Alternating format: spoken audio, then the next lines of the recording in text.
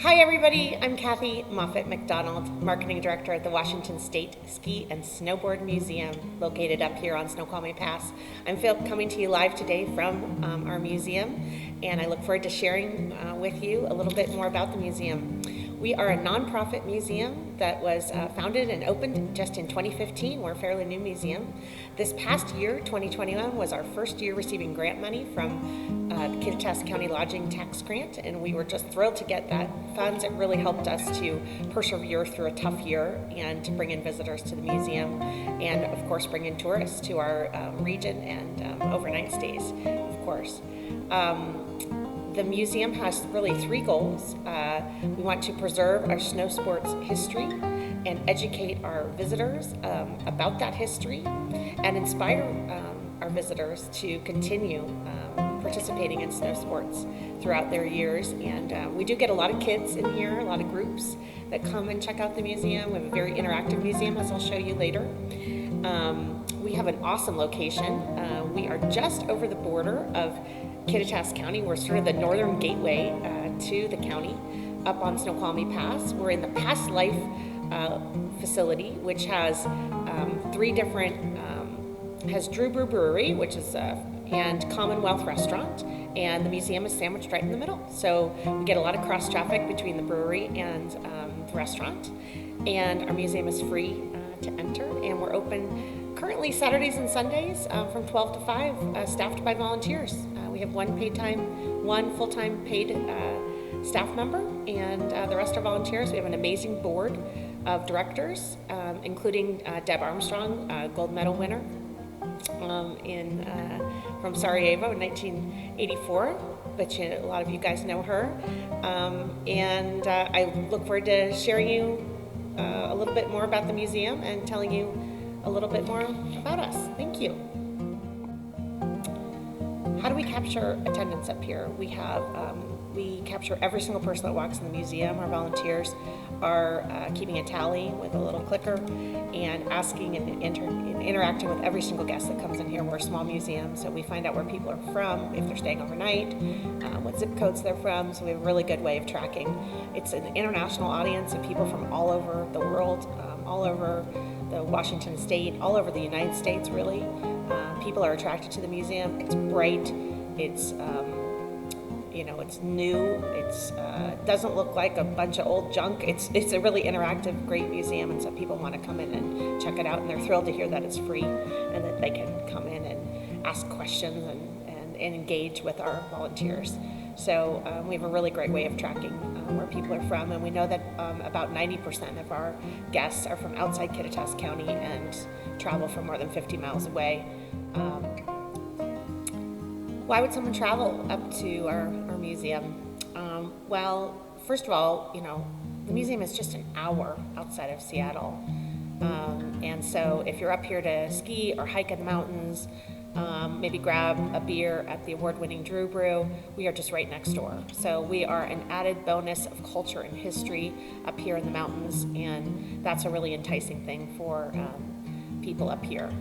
We also host events up here when we can, when we're in person, and that draws up a crowd as well.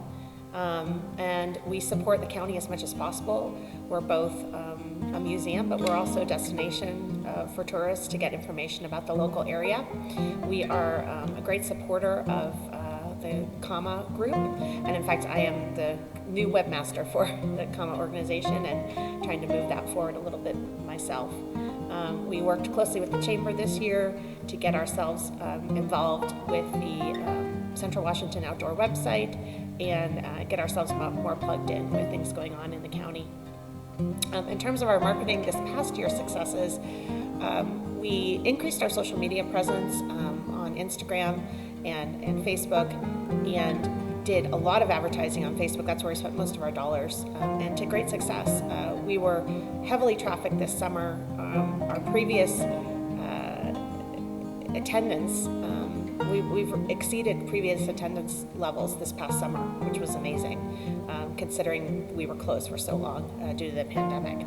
So I really think that the supportive nature of our advertising helped to see our attendance and keep us top of mind when people are choosing activities and things to do up here. We also added a new blog to our website this year to engage people. And in terms of collaboration with local businesses, hotels, and others, we really relied on our partners to do a lot up here.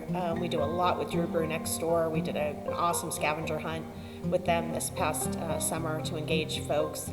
We work with Commonwealth next door. We work with the Summit, and of course we work with the Summit Inn, our host hotel next door. Those partnerships, as well as the ones abroad in Seattle, did a great partnership with Canless Restaurant and another one with the Nordic Museum. We had an exhibit down there. Those things just kept us top of mind as we pivoted during coronavirus. In terms of coronavirus, it actually was kind of a win for the museum, I would say, in some ways. We had an amazing speaker series that we launched over Zoom, and was really quite popular. We did it Zoom and Facebook Live, so it had some staying power on the website and on Facebook Live, and I think that helped keep the museum top of mind. And we just were forced to get creative to do things that we couldn't do when we couldn't have people here at the museum. And I think our advertising supported that. We worked in terms of marketing this past year. We worked with an amazing marketing agency called Craters of the Moon. Kevin Nolan and his team, based in Cle Elum, helped us at no cost and came up with this amazing campaign called It's Been Quite a Run. And there's still campaigns, there's print ads, there's video ads that were on social media featuring some of our legendary Olympians and some other folks, and they're really powerful ad campaign, and we look forward to utilizing those again in 2022. What do we plan on doing? What would we do with the money if we were to be awarded a grant in 2022? We'd do three things. One would be to support our general advertising and marketing campaign for the museum.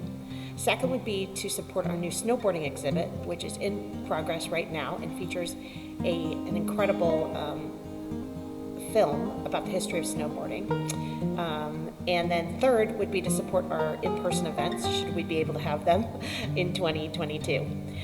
We would do this through a multitude of different formats. We do print advertising, probably 425 magazine again, as we did. We do more social media, digital advertising.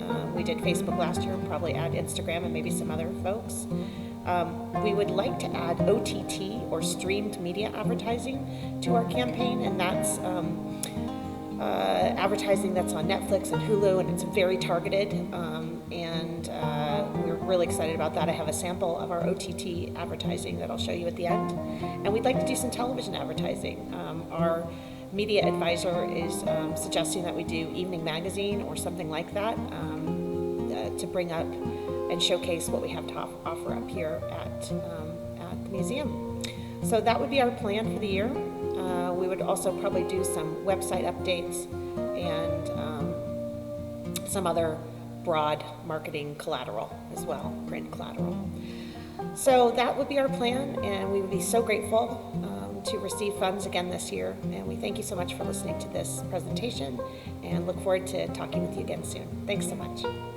On the course, 20 years old, she's going for a medal box. She had a tremendous run in the first run. She has a great opportunity. He's going after it. That's what I like to see. A few more games.